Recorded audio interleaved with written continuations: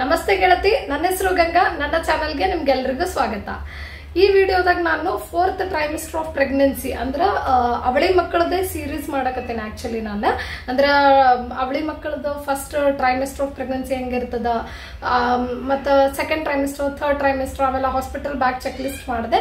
So ಈ ವಿಡಿಯೋದಾಗ after delivery ಆದ first 3 ತಿಂಗಳು, 4th ಟ್ರೈಮಿಸ್ಟರ್ ಅಂದ್ರೆ ಡೆಲಿವರಿ ಆದ ನಂತರ ನಮ್ಮ ಮಕ್ಕಳು 3 ತಿಂಗಳು ಆಗುವವರೆಗೆ ಏನು ಟೈಮ್ ಪೀರಿಯಡ್ ಇರ್ತದಲ್ಲ ಆ ಫೇಸಿಗೆ 4th ಟ್ರೈಮಿಸ್ಟರ್ ಅಂತಾರೆ. ಸೊ 4th ಟ್ರೈಮಿಸ್ಟರ್ ಅಂತ ಯಾಕಂತಾರಂತಂದ್ರ ಆಕ್ಚುಲಿ ನಾವು ಪ್ರೆಗ್ನೆಂಟ್ ಆಗಿದ್ದಾಗ ಯಾವ ತರ ಸೀರಿಯಸ್ನೆಸ್ ಇರ್ತದ, ಯಾವ ತರ ನಮ್ದು ನಾವೇ ಆರೈಕೆ ಮಾಡ್ಕೋತೀವಿ, ನಮ್ಮ ಹೊಟ್ಟೆಲಿರೋ ಮಕ್ಕಳದ ಆರೈಕೆ ಮಾಡ್ಕೋತೀವಿ, ಅದೇ ತರ ಆಕ್ಚುಲಿ ಆಫ್ಟರ್ ಡೆಲಿವರಿನೂ ಕಂಟಿನ್ಯೂ ಆಗಬೇಕು, ಆ ಸೀರಿಯಸ್ನೆಸ್ ಇರಲಿ ಅಂತಾನೆ ಕಂಟಿನ್ಯೂಯೇಷನ್ 4th ಟ್ರೈಮಿಸ್ಟರ್ ಅಂತ ಆ ವರ್ಡ್ ನ ಕಾಯಿನ್ ಮಾಡಿದ್ದಾರೆ. ಸೊ ಡೆಲಿವರಿ ಆದ್ಮೇಲೆ ರಿಯಲ್ ಒಂದು ಚಾಲೆಂಜಿಂಗ್ ಫೇಸ್ ಸ್ಟಾರ್ಟ್ ಆಗ್ತದಂತ ಹೇಳ್ತೀನಿ ನನ್ನ ಪ್ರಕಾರ, ಅವಳಿ ಮಕ್ಕಳ ಗರ್ಭಧಾರಣೆ ಇದ್ದಾಗ. ಯಾಕಂತಂದ್ರೆ ನಾವು ಪ್ರೆಗ್ನೆಂಟ್ ಆಗಿದ್ದಾಗ ನಮ್ಮ ದೇಹದಾಗ ಫಿಸಿಕಲ್ ಚೇಂಜಸ್ ಮತ್ತು ಸ್ವಲ್ಪ ಹಾರ್ಮೋನಲ್ ಚೇಂಜಸ್ ಎಲ್ಲ ಆಗಿರ್ತದ. ಬಟ್ ಡೆಲಿವರಿ ಆದ್ಮೇಲೆ ಫಿಸಿಕಲ್ ಚೇಂಜಸ್, ಹಾರ್ಮೋನಲ್ ಚೇಂಜಸ್, ಅದರ ಜೊತೆಗೆ ಎಮೋಷನಲ್ ಚೇಂಜಸ್, ಮತ್ತು ಅದರ ಜೊತೆಗೆ ನಾವು ಫಸ್ಟ್ ಟೈಮ್ ಮಾಮ್ ಆಗ್ಲಾಗತ್ತಿದ್ವಿ, ಫಸ್ಟ್ ಟೈಮ್ ಪೇರೆಂಟ್ಸ್ ಆಗ್ಲತ್ತಿದ್ವಿ ಅಂತಂದ್ರೆ ನಮ್ದು ಒಂದು ಹೊಸ ಫೇಸ್ ಆಫ್ ಲೈಫಿಗೆ ನಾವು ಅಡ್ಜಸ್ಟ್ ಆಗ್ಬೇಕಾಗ್ತದ. ಸೊ ಅದಕ್ಕೆಲ್ಲ ಟೈಮ್ ಬೇಕು. ಅದು ಫಸ್ಟ್ 3 ತಿಂಗಳು ಬಹಳ ಕ್ರೂಷಿಯಲ್ ಟೈಮ್. ಅದು ನಮಗಷ್ಟೇ ಅಲ್ಲ, ನಮ್ಮ ಮಕ್ಕಳಿಗೂ ಕೂಡ ಒಂದು ಹೊರಗಿನ ವಾತಾವರಣಕ್ಕೆ ಅಡ್ಜಸ್ಟ್ ಆಗ್ತಿರ್ತಾವ. ಸೊ ಈ 3 ತಿಂಗಳ ಅವ್ರಿಗೂ ಬಹಳನೇ ಇಂಪಾರ್ಟೆಂಟ್ ಆಗಿರ್ತದ. ಹಾಗಾಗಿ ಇದಕ್ಕೆ 4th ಟ್ರೈಮಿಸ್ಟರ್ ಆಫ್ ಪ್ರೆಗ್ನೆನ್ಸಿ ಅಂತ ಕರೀತಾರ. ಸೊ ಇನ್ ತಡ ಮಾಡ್ಲಾರ್ದೇನೆ ಈ ವಿಡಿಯೋನ ಸ್ಟಾರ್ಟ್ ಮಾಡ್ತೀನಿ.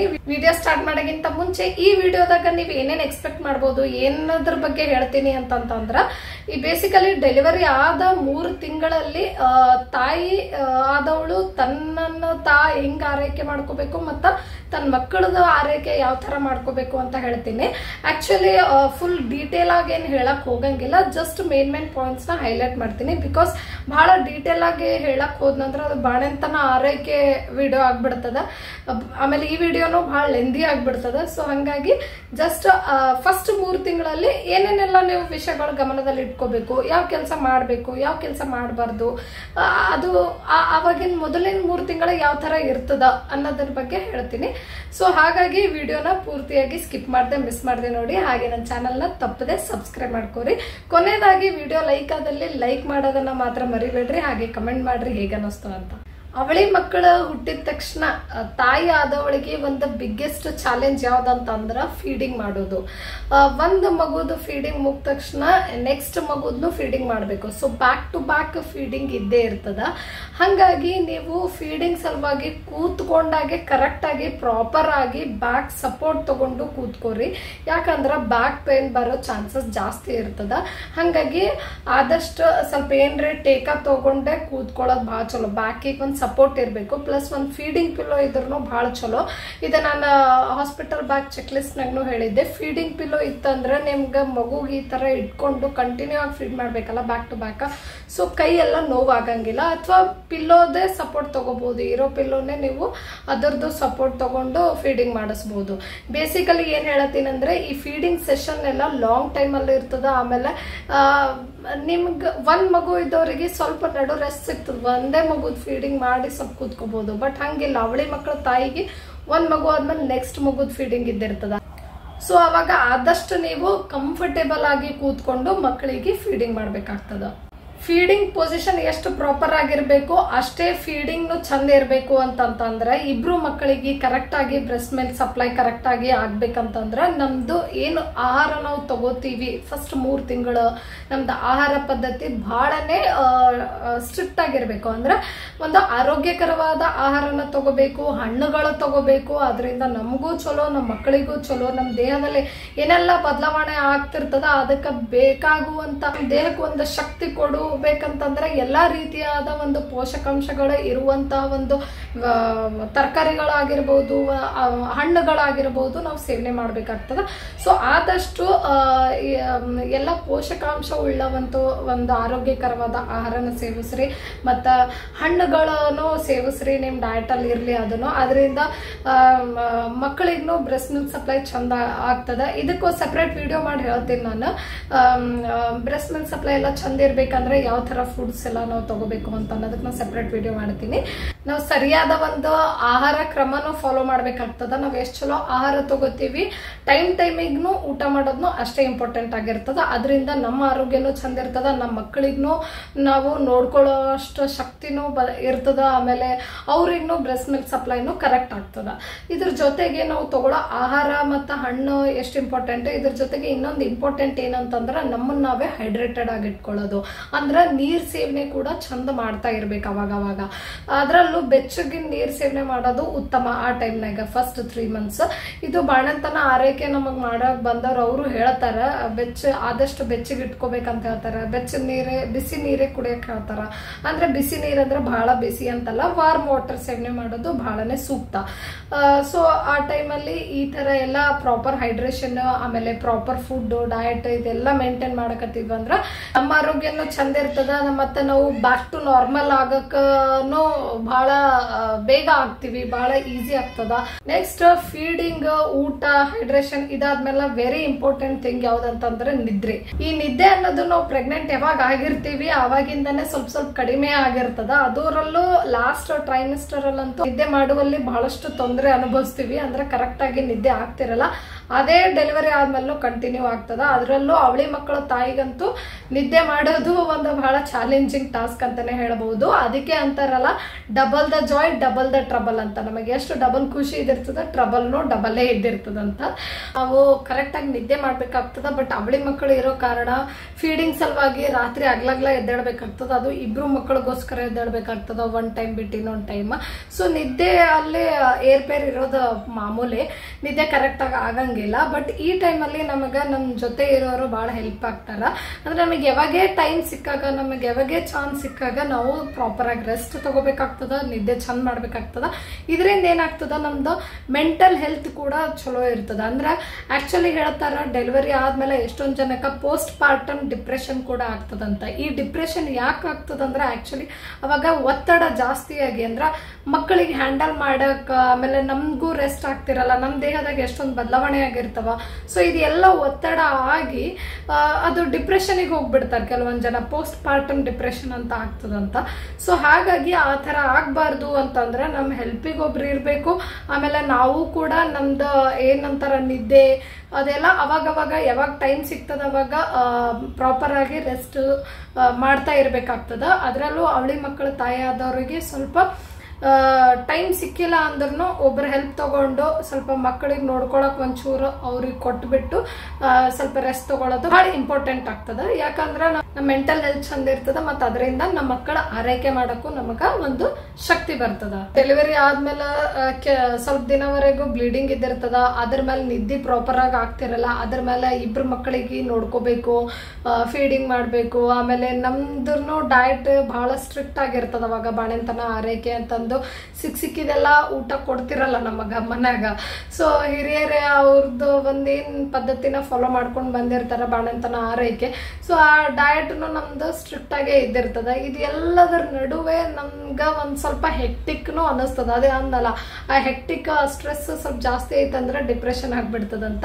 ಸೊ ಆ ಟೈಮಲ್ಲಿ ನಮ್ ಥರನೇ ತಾಯಿ ಆದವ್ರು ಇದ್ದಿರ್ತಾರಲ್ಲ, ಅಥವಾ ವಾಟ್ಸಪ್ ಗ್ರೂಪ್ ಅಥವಾ ಫ್ರೆಂಡ್ಸ್, ಅಂದ್ರೆ ವಾಟ್ಸಪ್ ಮಾಮ್ಸ್ ಗ್ರೂಪ್ ಇರ್ತದ ನೋಡ್ರಿ, ಆ ತರ, ಅಥವಾ ಫ್ರೆಂಡ್ಸ್, ಅದ್ರಲ್ಲೂ ಸ್ವಲ್ಪ ಟೈಮ್ ಸ್ಪೆಂಡ್ ಮಾಡ್ಬೇಕು ನಾವು. Because just to come out of those feelings. ಅಂದ್ರ ಆ ಒಂದು ಆ ಒತ್ತಡದಿಂದ ಸ್ವಲ್ಪ ಹೊರಗೆ ಬರಕ ನಮ್ದೇ ಆದ ಒಂದು ಫ್ರೆಂಡ್ಸ್ ಸರ್ಕಲ್ ಆಗಿರ್ಬೋದು, ಅವ್ರ ಜೊತೆ ಒಂದ್ ಸ್ವಲ್ಪ ಕಾಲನು ಕಳಿಬೇಕಾಗ್ತದೆ. ಟೈಮ್ ಸಿಗಲ್ಲ ಆಬ್ವಿಯಸ್ಲಿ, ನಾನು ಒಪ್ಕೋತೀನಿ.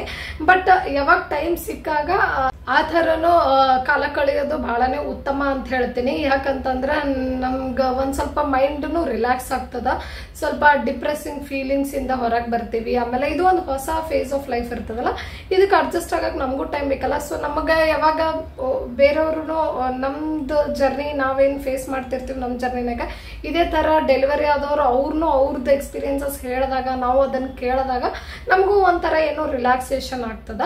ಸೊ ಅದನ್ನು ಆ ಟೈಮಲ್ಲಿ ಬೇಕನ್ನಿಸ್ತವ. ಆ ಥರ ಒಂದು ಪಾಸಿಟಿವ್ ವೈಬ್ರೇಷನ್ಸ್ ಆಗಿರ್ಬೋದು, ಒಂದು ಗುಡ್ ವಿಲ್, ಒಂದು ಪಾಸಿಟಿವ್ ಇನ್ಫ್ಲೂಯೆನ್ಸ್ ಬೇಕನ್ನಿಸ್ತದ. ಸೊ ಅದನ್ನು ನಾವು ನೋಡ್ಕೋಬೇಕಾಗ್ತದ ನಮ್ಮ ಮೆಂಟಲ್ ಹೆಲ್ತ್ಗೋಸ್ಕರ.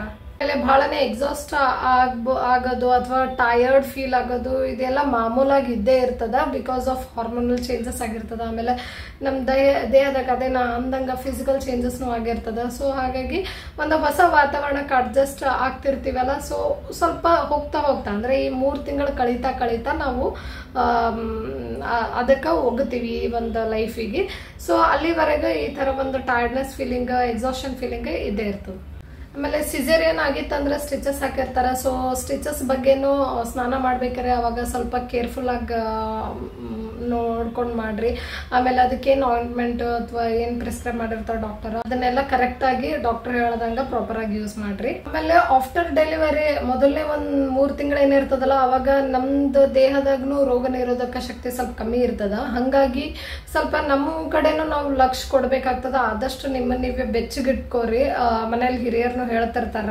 ಯಾಕಂದ್ರ ಆ ಟೈಮಲ್ಲಿ ಬಹಳ ಜಲ್ದಿನೇ ಇನ್ಫೆಕ್ಷನ್ಸ್ ಆಗಿರ್ಬೋದು ಅಥವಾ ಕೋಲ್ಡ್ ಕ್ಯಾಚ್ ಮಾಡೋ ಚಾನ್ಸಸ್ ಎಲ್ಲ ಜಾಸ್ತಿ ಇರ್ತದ. ನಮಗೆ ಯಾವುದೇ ರೀತಿ ಒಂದು ಇನ್ಫೆಕ್ಷನ್ ಕೋಲ್ಡ್ ಕ್ಯಾಚ್ ಮಾಡ್ಕೊಂಡ್ವಿ ಅಂದ್ರೆ ಅದು ನಮ್ಮ ಮಕ್ಕಳಿಗೂ ಹರಡುವಂತ ಸಾಧ್ಯತೆ ಇರ್ತದ. ಸೊ ಹಾಗಾಗಿ ನಮ್ಮ ಆರೋಗ್ಯ ಕಡೆ ಬಹಳನೇ ಗಮನ ಕೊಡ್ಬೇಕಾಗ್ತದೆ.